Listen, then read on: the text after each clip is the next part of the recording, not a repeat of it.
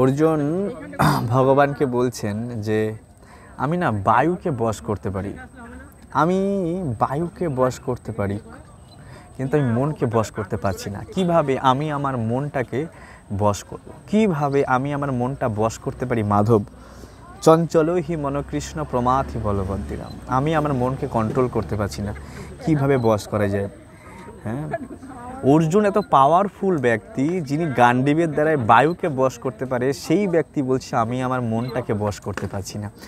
তো আমাদের শেখা উচিত তাহলে আমরা কত দুর্বল ব্যক্তি সেই তুলনায়।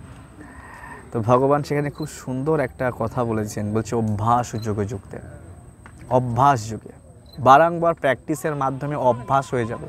আর যখন অভ্যাস হয়ে যাবে, তুমি তোমার অভ্যাসের মাধ্যমে তুমি তোমার মনকে কন্ট্রোল করতে পারো। এই ভাগবত গীতার মাধ্যমে আমাদের শিখতে হবে 5 সেন্স অ্যান্ড মাইন্ডকে কীভাবে কন্ট্রোল করা।